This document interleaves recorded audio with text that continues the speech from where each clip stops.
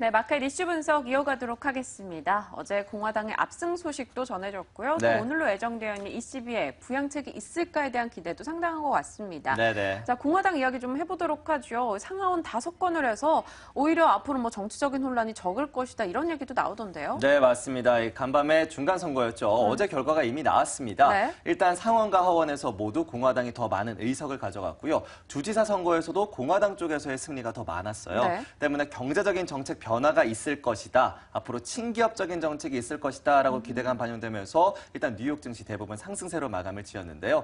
이 부분들 좀 어떻게 전망을 하는 게 좋을지 오늘도 MTN 김종일 위원 모셔놓고 이야기해보도록 하죠. 위원님. 네, 상원을 차지했기 때문에 상원이 주로 이제 국방이라든지 경제 정책과 관련된 결정권이 있는 상임위 의장이 공화당 쪽으로 결정이 되면서 결국은 어느 정도 정책의 변화가 나타날 것으로 보입니다. 무엇보다 그동안 오바마의 외교 정책이 실패했다라는 얘기가 나오면서 강한 미국을 다시 천명할 가능성이 어느 정도 있지 않을까. 그래서 양원은 지금 공화당에 장악했지만 여전히 행정부는 민주당이기 때문에 정치적인 갈등의 고론 정도 깊어질 가능성도 배제할 수는 없겠죠. 그래서 강한 미국을 표방하면서 아무래도 방위산업 관련주들의 움직임들을 경제적으로 좀 주목해봐야 되지 않을까 싶어서 오늘 록히드 마틴 주가를 오랜만에 봤는데요. 준비된 그림을 보시면 록히드 마틴은 이미 미리 움직였습니다. 지난 10월 중순에 실적 발표를 실적을 발표하면서 부진한 실적 때문에 주가는 내렸는데요. 오히려 선거를 앞두고 랠리를 시작하더니 신고점 돌파, 오히려 선거가 발표된 날에는 약간은 쉬어가는 모습이 발표되고 있습니다. 앞으로 방해산업주들의 흐름에 대해서도 계속 주목해볼 필요가 있을 것 같고요. 그다음 우리가 좀 살펴봐야 될 것은 그 FTA를 비롯한 여러 가지 긍정적인 흐름이 나올 가능성에 대해서도 많이 얘기가 되고 있습니다. 거기다가 철도 인프라 확대라든지 아니면 유전 개발, 파이프라인 등 전반적인 개발 요인들이 앞으로 늘어날 가능성이 있다는 점에서 미국 경제 내에는 분명히 긍정적인, 산업적으로 긍정적인 부분들이 있다는 점 살펴보실 필요가 있겠고요.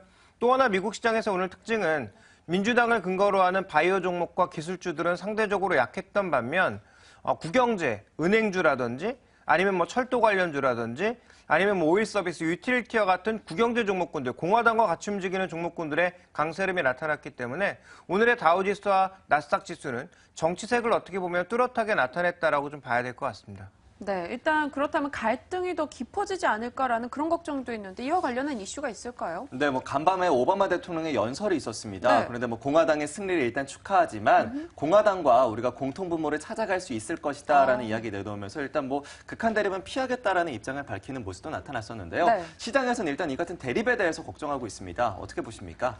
네, 통화 정책에 대해서도 뭔가 좀 불안감이 나타나지 않을까. 이렇게 얘기가 되고 있는데요. 미국이 정말 지금 강한 성장률 상승을 보여주고 있다면 어느 정도의 대립을 통해서 서로의 위치를 가져가려고 하겠지만 지금은 미국도 3%로 간신히 성장하고 있는 국면이기 때문에 이걸 고려해보면 그렇게 여유 있는 상황은 아닙니다. 준비된 그림을 좀 보시면요. 정치적으로 대립할 때마다 공화당의 지지율이 급하게 떨어지는 모습을 그동안 많이 보여왔습니다. 이런 과정을 고려해본다면 최근에 오바마가 지금 상대적으로 못했기 때문에 공화당이 올라간 것이지 공화당이 잘해서 민주당을 눌렀다라고 보기에는 어려운 국면이거든요. 그런 측면에서 공화당도 무조건 오바마와 맞서서 다시 한번 재정절벽 싸움이라든지 아니면 주요 이슈 현안, 특히 경제와 밀접한 현안에 대해서 극단 대립을 보여준다면 공화당이 내후년 대선에서 또 실수할 가능성이 있기 때문에 아마 극한 대립은 나타나지 않을 거다. 오히려 공화당이 밀고 있는 산업에 대해서 좀 더 배려해주고 보호해주는 흐름이 나타날 가능성이 있고요. 또 하나 이제 우리가 주목해봐야 될 것은 월가와 친한 공화당이 지금 바젤 협의체를 중심으로 제기되고 있는 은행권 규제를 과연 풀어줄 수 있는가, 이 부분이 또 향후 핵심이 되지 않을까라고 보고 있습니다. 네, 일단 극한 대립은 당장 나타나지 않을 것이다. 대통령 측에서도 공화당을 지지해줄 수 있다라고 얘기하셨는데 네. 공화당 측에서는 기업 친화적인 모습을 많이 띠고 있지 않습니까? 네. 이게 국내 증시에도 호재가 될 수 있을 것인지 살펴볼 섹터가 있을까요? 장기적으로는 약간의 호재라고 보여지는데요. 그렇지만 우리는 이미 미국과 FTA도 체결이 된 상황이고요. 또 실제로 미국이 지금 투자하려고 하는 대부분의 요인들이 해외 투자가 아닌 미 국내 투자입니다. 또 혹은 캐나다와 연결하는 나프타 내에서의 투자를 얘기하고 있는 상황이어서 실제로 우리 기업들이 여기서 얻을 수 있는 이익은 공화당이 추진하는 여러 가지 정책에서의 이익은 별로 없다라고 봐야 되겠죠. 그래서 실제로 이와 관련된 뭐 긍정적인 요인은 별로 없고요.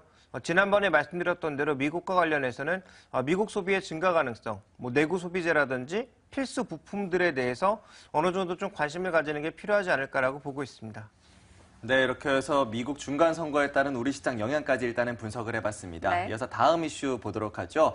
유럽에서 이제 ECB 회의 결과가 오늘 밤에서 내일 새벽 사이에 공개가 되게 됩니다. 아무래도 좀 유동성의 공급이 나타나지 않을까 하는 기대감이 있는 상황인데요. 일본은행에 이어서 이 양적 완화를 좀 발표할 수 있을까요? 어느 정도는 좀 기대하고 있는데요. 시장에서 지금 기대하고 있는 건 당장 돈 내놔라가 아니라 돈을 얼마든지 풀 수 있고 실제로 준비도 되어 있고 어떤 정책이 준비되어 있다라는 확실한 재료인 것 같습니다. 그래서 준비된 그림을 보시면 이태리 10년물 국채 수익률, 최근에 이태리는 실적도 안 좋고 은행 스트레스 테스트에 또 탈락한 은행도 많았고요. 경제 성장률도 마이너스로 돌아서는 등 굉장히 악재 요인이 많음에도 불구하고 이태리 국채 수익률은 최근에 잠깐 오르는 듯 하다가 다시 제자리를 찾아나가고 있습니다. 이 부분을 고려해보면 지금 현재 시장에서는 여전히 ECB에서 뒤를 받쳐줄 거야라는 강한 기대감이 형성되고 있다고 봐야 될 것 같고요. 다만 이제 그리스 같은 경우에는 최근에 급등한 국채 수익률이 쉽게 내려가지 않고 있어서 향후 그리스나 키프로스와 같은 일부 소형 국가들을 과연 어떻게 할 것인가에 대해서는 조금 더 논의가 필요할 것 같고요. 전반적인 기대는 무언가 대책을 내놓을 거다. 근데 시장에서 바라고 있는 건 어쨌든 확실한 대책을 보여달라. 이 부분에 대해서 계속 요구를 하고 있고요. 만약에 그런 요구에 부응하는 시장 흐름이 나온다면 아마 선진국 증시를 중심으로 해서는 다시 한번 신고가 흐름이 나타나지 않을까 예측이 되고 있습니다. 네, 그리고 뭐 ECB의 추가 부양책 중에서 그래도 가장 높게 꼽혔던 게 바로 회사채 매입 그쵸. 이슈가 있었습니다. 네. 그런데 간밤에 또 이 투자은행계에서는 이 회사채 매입을 아마 부정할 것이다라는 이야기도 나오더라고요. 네, 시장은 그간 뭐 부양책이 있었던 만큼 그 이상의 부양책을 기다리고 있는데 이게 과연 가능한 것인지 그리고 이에 맞춰서 전략은 어떻게 짜봐야 되는 거죠? 다시 한번 말씀드리지만 시장이 원하는 건 지금 당장 회사채 산다가 아니라 회사채를 살 수도 있다. 산다면 얼마 정도로 살 것이다라는 확실한 재료를 원하고 있는 거거든요. 그 정도만 보여줘도 시장은 지금 자금이 충분하기 때문에 올라갈 준비가 되어 있다라는 거죠. 그래서 만약에 그와 관련된 코멘트가 드라기가 하게 된다면 뭐 제가 보기엔 선진국 증시를 중심으로 신고가를 다시 한번 나타날 가능성이 있는데요. 다만 우리 증시는 이러한 요인에도 불구하고 실적 모멘텀, 펀더멘탈 모멘텀 자체가 부재하고요. 또 중요한 것은 캐리 모멘텀, 환율로 인한 캐리 모멘텀도 지금 부재한 상황이기 때문에 외국인 매수 유입은 제한적이다. 여전히 외국인들이 사고 있는 일부 종목으로만 집중해 볼 가능성이 있다.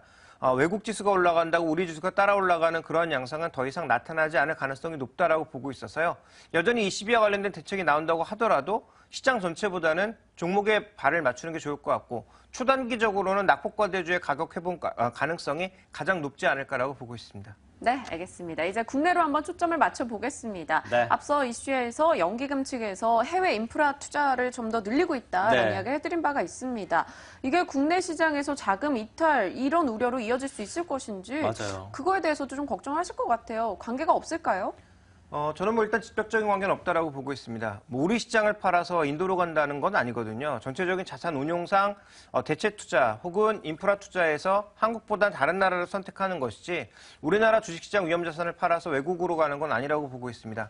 근데 한 가지 이제 주목해야 될 것은 우리나라 연기금 시각이 이렇다면 외국의 시각도 동일할 거라는 거죠. 그러니까 외국의 대형 펀드들, 노르웨이 국부펀드라든지 아부다비 투자청, 싱가포르 투자청을 비롯한 세계 유수의 투자청들도 한국의 연기금과 동일한 생각을 가지고 있을 거란 얘기입니다. 그러니까 한국에 투자하는 것보단 인도나 다른 이머징 마켓에 투자하는 게 훨씬 더 돈이 된다라는 시각이 된다면 기업의 입장에서 또 확실하게 돈을 버는 글로벌 대기업이 아니라면 굳이 우리나라의 주식 투자, 뭐 대체 투자를 할 필요가 없는 거죠.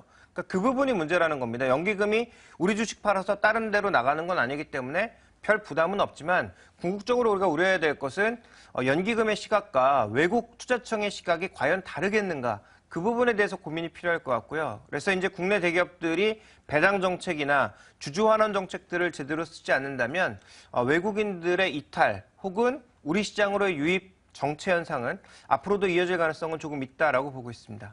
뭐 이래저래 우리 증시에 대한 매력이 좀 떨어지는 것 같습니다. 네. 거기에서 가장 큰 이유가 아마 엔저가 아닐까 싶은데 맞아요. 네, 노무라증권에서 엔저에 대한 충격이 이전과는 좀 더 다를 것이다. 더 크게 반영될 수 있다라는 입장을 밝히고 있습니다. 현재 엔화가 7년의 최저치 기록하고 있는 상황인데 그 7년 전의 상황과 지금의 상황과 뭔가 달라진 게 있습니까? 왜 이런 가능성이 나오는 겁니까? 노무라증권에서도 지적을 했지만 현재 구간에서 가장 중요한 건 우리의 펀더멘탈이 떨어지고 있는 가운데 엔저 충격까지 더해지고 있다는 거죠. 그러니까 엔저 하나만 있다면 상대적으로 덜할 수 있겠지만 글로벌 수요, 글로벌 교역량이 상대적으로 부진한 가운데 우리 시장은 내수도 조금 정체되어 있고요. 거기다가 엔저 충격까지 더해져 수출의 하락 압력이 존재한다면 이건 아무래도 시장 충격이 좀 더 커질 수 있다는 것입니다.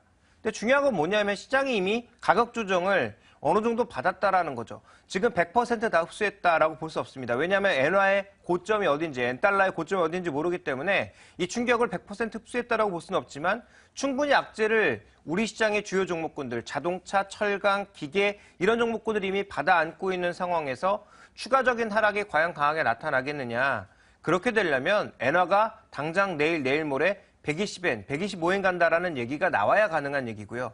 만약에 엔화의 속도 조금 제한되고 만약에 유로화 쪽에서 추가적인 약세를 보이면서 상대적으로 유로화 약세를 통해서 엔화가 밀려 올라가는 모습을 보인다면 그 경우에는 전체적으로 시장이 좀 균형을 찾지 않을까. 그렇다면 엔화 약세로 인해서 밀렸던 종목군들이 반등은 크게 못하더라도 낙폭 자체는 줄이는 그런 근거는 마련할 수 있지 않을까라고 보기 때문에 노무라 증권의 의견에 대부분은 찬동을 하지만 그로 인해서 주가가 더 밀린다라는 것은 저는 100% 동의할 수는 없습니다. 그래서 현재 구간에서 이들 종목에 대한 투자 전략은 매도는 이미 늦었다. 그렇다면 추가 매수 타이밍 아니면 빠져나올 타이밍이 언제인지를 살펴보는 게 더 효율적인 전략이 될 것이다라고 보고 있습니다. 네, 추가 하락은 제한적이다. 이 단어에 좀 희망을 실어보겠습니다. 네. 이제 국내로 초점을 맞춰 이야기 이어가야겠죠? 네, 오늘장 선전략 이어집니다.